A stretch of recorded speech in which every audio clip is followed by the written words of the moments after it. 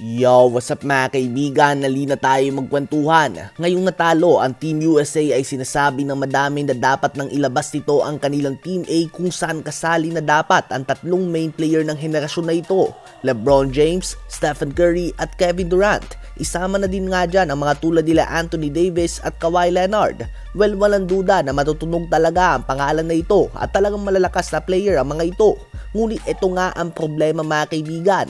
Hindi maganda na inaasa pa din ng Team USA ang kanilang team sa LeBron James na 39 years old na next Olympics, Stephen Curry na 36 years old na next year at Kevin Durant na 35 years old na din next year.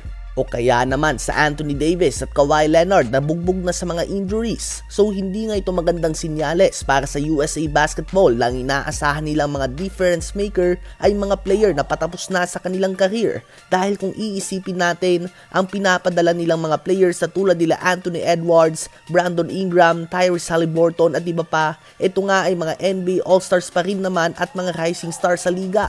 Kung titingnan natin ang NBA ngayon, ang makabagong henerasyon talaga ay dominated na ng international players. Ang last 5 MVPs ay mga player na pinanganak sa labas ng US. Si Tatum na lang din ang kasali na Amerikano sa All-NBA First Team, which can easily be argued na deserve ni Jokic ng pwesto dito.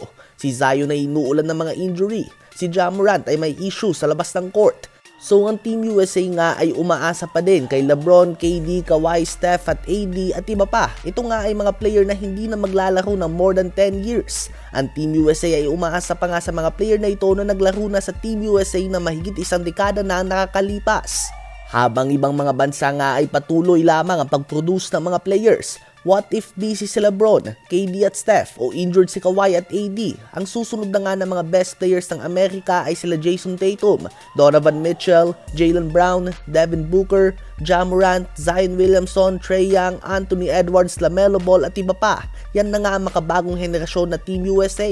Ito nga ang sinasabi ng iba na Team A mga kaibigan, Stephen Curry, Kyrie Irving, Damian Lillard, Kawhi Leonard, Paul George, Devin Booker, LeBron James, Kevin Durant, Jason Tatum, Bam Adebayo, Anthony Davis at Draymond Green.